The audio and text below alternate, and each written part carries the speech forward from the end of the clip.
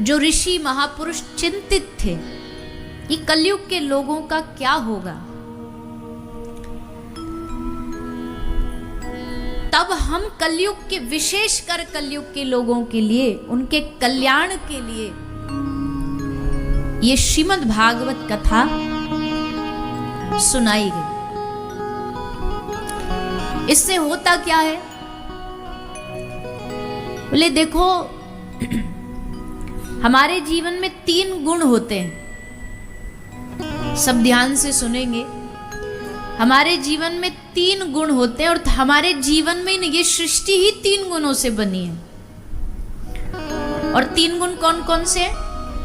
सतोगुण, रजोगुण और तीसरा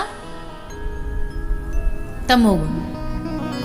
इन 3 गुणों से सृष्टि का निर्माण हुआ, सात्विक, राजसिक और तामसिक। ये 3 गुण सृष्टि में व्याप्त है, हम में भी, हमारे जीवन में भी। लेकिन अब होता क्या है, जैसे आदमी का शरीर पंच तत्वों को मिलके बना है। शरीर में भोजन की भी एक जगह है, पानी की भी एक जगह है। अगर पानी कम हो जाए तो डॉक्टर कहते हैं कि तुम्हारे शरीर में पानी की मात्रा कम है, पानी बढ़ाओ, वाटर इनटेक बढ़ाओ। भोजन में कुछ गड़बड़ चल रही होगी तो बताएंगे कि भोजन में ये विटामिन कम है, हमारे शरीर में विटामिन डी की कमी है आपके शरीर में, तो क्या करना है, जिससे वो तत्व आता है वो खाओ या धूप लो, ये सब चीजें बताई जाती हैं। वैसे ही सद महापुरुष जो होते हैं, जो सात्विक महापुरुष होते हैं, वो हमें क्या बताते हैं, बोले हम सबके जीवन में 3 गुण है, सतोगुण, रजोगुण, तमोगुण। पर कभी कभी क्या होता है, सतोगुण की मात्रा, परसेंटेज हमारे शरीर में, बुद्धि में कम हो जाती है। सतोगुण की कम हो जाती है, रजोगुण की बढ़ जाती है, तमोगुण की बढ़ जाती है। सतोगुण खत्म हो गया ऐसा नहीं है, कम हो जाता है। और जब कम हो जाता है तो उसको बढ़ाने के लिए क्या करना पड़ेगा, बोले जहां सत्व की बातें होती हो, जहां सात्विक बातें होती हो, जिनके आचरण में सात्विकता हो, तुम उनका संग करो, उनसे नजदीकी बढ़ाओ, तो तुम्हारा भी ये जो सतोगुण अभी जो लो परसेंटेज हो गई है, ये धीरे धीरे बढ़ जाएगी, इसकी मात्रा बढ़ जाएगी। तो सतोगुण को बढ़ाने का एक ही रास्ता है, सात्विकता का संग करो, सतोगुण का संग करो। सतोगुण का संग का होगा, सतोगुण का संग होगा भगवान के जनों के पास, भगवान की कथा में सतोगुण का वास होगा। इसलिए यहाँ आने से हमारे भीतर जो सतोगुण की मात्रा है, जो कम हो गई है, वो धीरे धीरे करके बढ़ने लग जाती है। इसलिए जीवन में सत्संग, महापुरुष कहते हैं कि सत्व का संग करो पर इनका संग मत करो। किनका मत करो? अच्छा, जब आप डॉक्टर के पास जाते हो तो एक तो डॉक्टर आपको दवाई देता है, साथ साथ में क्या नहीं खाना है वो भी तो बताता है। परहेज भी करोगे तभी दवाई काम करेगी। तो उन संग अच्छा तब काम करेगा जब इनका संग नहीं करोगे। किनका संग नहीं करोगे? जिन हरि कथा सुने नहीं काना। किनका कभी संग नहीं करना चाहिए? जिन हरि कथा सुने नहीं काना, जिनकी कान ने कभी भगवान की कथा ना सुनी हो, ऐसे लोगों का तुम कभी संग मत करो। जो कथा की, सत्संग की बुराइयां करता हो, बहुत मिल जाएंगे आपको ऐसे, जो खुद तो सुनते नहीं है और जो सुनने वाले उनको जीने नहीं देते। कैसे नहीं जीने देते? उनके पास बहुत तर्क होते हैं कथा ना सुनने के। कथा ना सुनने के बहुत तर्क होते हैं। अरे ये तो सब बेकार का आडंबर रचा देते हैं लोग, पैसा खर्चा करना है, बेकार का दिखावा करना है इनको। अरे कथा में इतने लोग आते हैं, कोई सुनने थोड़ी आते हैं, ये तो बस नाचने आते हैं, ये तो बस मनोरंजन करने आते हैं, ये तो खाने पीने आते हैं, घूमने आते हैं। अभी इधर झूठ भी नहीं है, कहीं कहीं 5-10% होता भी है ऐसा। कोई कोई ऐसे ऐसे स्थान हैं, बिहार झारखंड की तरफ कथा में चले जाओ तो वहाँ कथा तो होती है, कथा के संग संग में मेला भी लगता है। तो आधे लोग तो कथा सुनने आते, आधे लोग मेला का मजा लेने आते। रेडियां पहले ही लग जाती हैं, आइसक्रीम के ठेले पहले ही लग जाते हैं, गोलगप्पे पहले ही सज जाते हैं। तो कथा से जैसे छुट्टी मिलती है तुरंत टूट पड़ते रेहड़ी पे, बोले चलो अब हो गया भजन, हो गया अब भोजन, अब पेट पूजा करेंगे। तो इस पे भी कई बार प्रश्न उठा देते हैं, बोले भैया ये तो वह मौज मस्ती वाले लोग आते हैं, ये तो वह खाने पीने आते हैं। हम मना भी नहीं कर रहे, हमने कहा 5-10% हो सकता है ऐसे होंगे, लेकिन कथा कोई मनोरंजन का नाटकीय विषय तो है नहीं, नाटक तो यहाँ दिखाया जाता नहीं, यहाँ कोई चमत्कार दिखाया जाता नहीं। हमको याद है जब हम पहले पहले बचपन में कथा करनी हमने शुरू करी तो लोग हमारी कथा सुनने नहीं आते थे, लोग चमत्कार देखने आते थे कि भैया एक बच्चा कथा करने आया है, 8-10 साल का एक बच्चा कथा कर रहा है। तो कथा से तो कोई इतना ज्यादा उनको रुचि नहीं होती थी, बोले चलो देख के आते हैं ऐसा क्या है, ऐसा क्या कान में फिट कर रखा है जो सुनते सुनते ये बालक बोलता होगा।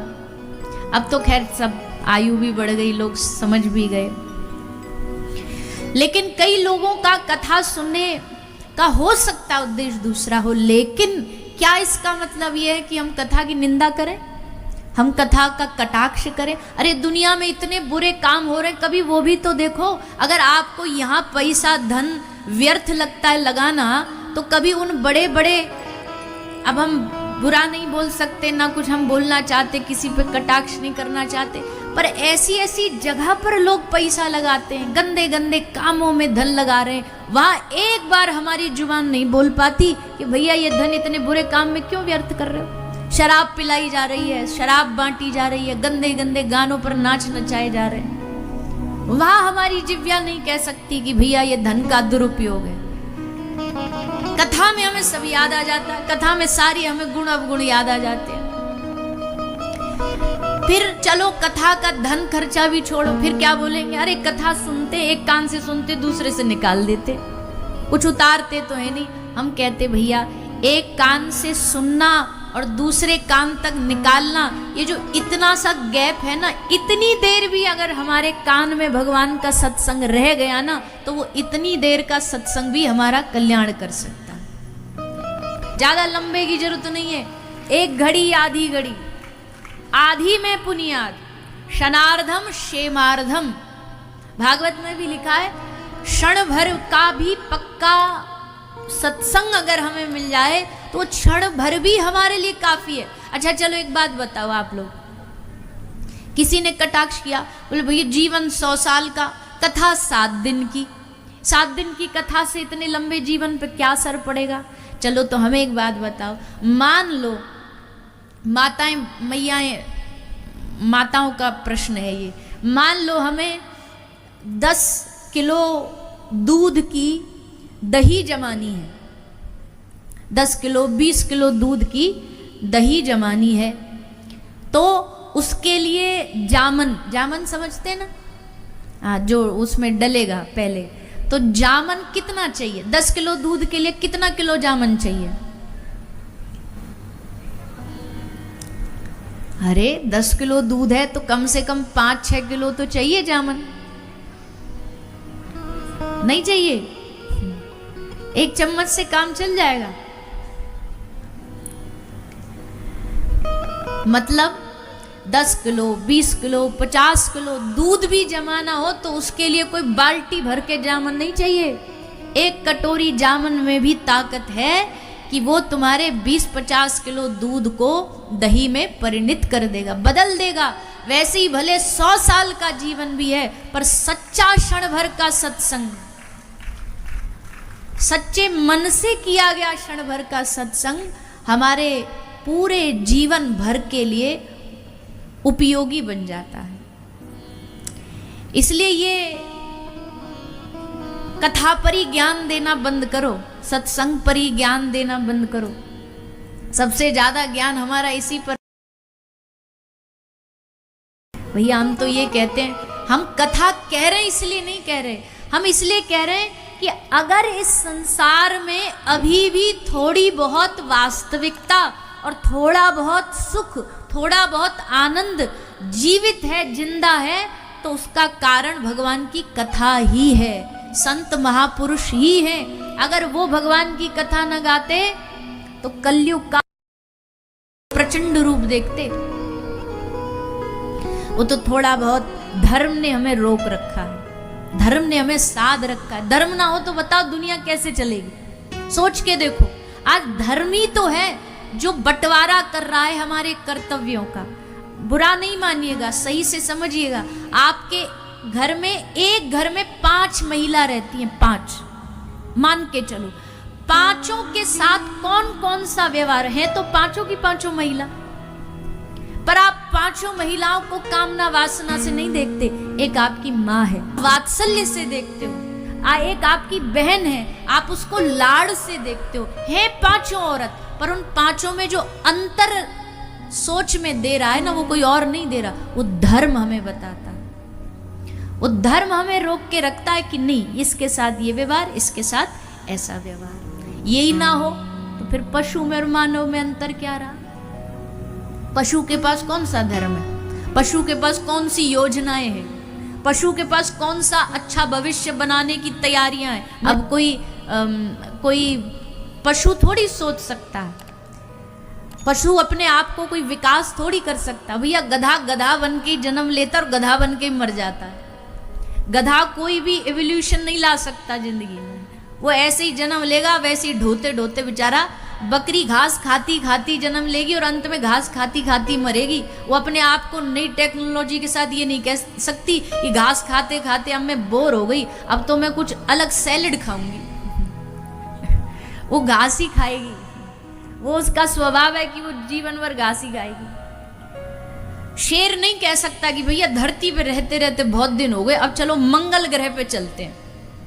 वो नहीं सोच सकता, मानव सोच सकता है। मानव ने नई नई दिमाग लगाई, बुद्धि लगाई, चलो मंगल पर जीवन खोजते हैं, चलो चांद पे चलते हैं। और क्या अच्छा कर सकता है इंसान? ये सारी जो नव निर्माण की जो भावना है ना, ये केवल भगवान ने मानव को दी है। ये बुद्धि जो दी है, जो बुद्धि में विवेक दिया है, समझने की शक्ति दी है, ये केवल मानव को प्राप्त हुई है। अब इस मानव को ये बुद्धि प्राप्त होने के बाद अब मानव का दायित्व बन जाता है कि पशु और हम में अंतर हो। और अंतर क्या है? पशु खा सकता है, हम भी खा सकते हैं। हम सो सकते हैं, पशु भी, बोलिए ना, सो सकते हैं। हम चल सकते हैं, पशु भी। हमारे भी बालक बच्चे होते हैं, पशु के भी। अब कौन है कैसे, वो अलग बात, पर होते तो हैं। हम में कामना वासना है, पशु में भी होती है। पर जो मानव कर सकता है वो पशु नहीं कर सकता।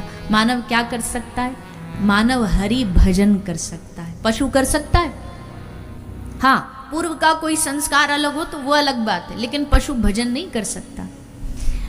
वो बस जन्म के बाद पशु वृत्ति में जिएगा, पशु वृत्ति में मर जाएगा। पर भैया मानव के पास समय है, मानव के पास बुद्धि है।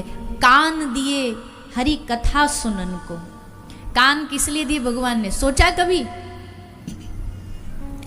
ये कान किस लिए मिले? ये केवल कोई चश्मा का स्टैंड लगाने के लिए भगवान ने नहीं दिए कि भाई चश्मा टिक जाए इसलिए यहाँ पे कान दे दिए। या ये कान इसलिए भी नहीं मिले, अच्छा उसकी बुराई चली, लगा लो, कान लगाओ, ध्यान से सुनो। कई लोग को जीवन में और कोई काम धंधा नहीं होता, वो जैसे वो खोदते रहते ना, ऐसे किसी किसी का जीवन वो खोदते रहते हैं। बताओ क्या कर रहे हैं वो? बताओ कहाँ जा रहे हैं वो? अच्छा वहां गए, अरे कान लगा करके बस वही उनकी चर्चाओं में खोए रहते, उनकी निंदाओं में ही लगे रहते, उनकी चुगलियों में ही लगे रहते। और हम तो कई बार कथाओं में कह भी चुके हैं कि भैया आज का जमाना ऐसा है, आदमी को इतना मिठाई पसंद नहीं है जितनी किसी की बुराई में रस आता है। रसगुल्ला इतना मीठा नहीं लगता जितना किसी की बुराई मीठी लगती है। आहा, किसी ने अपने दुश्मन की बुराई करता दिख जाए सामने, ऐसे दिल को तसल्ली मिलती है कि मानो पता नहीं क्या खजाना मिल गया। बुराई सुनते रहते, निंदा सुनते रहते, कानों से इधर उधर की बातें सुनते रहते।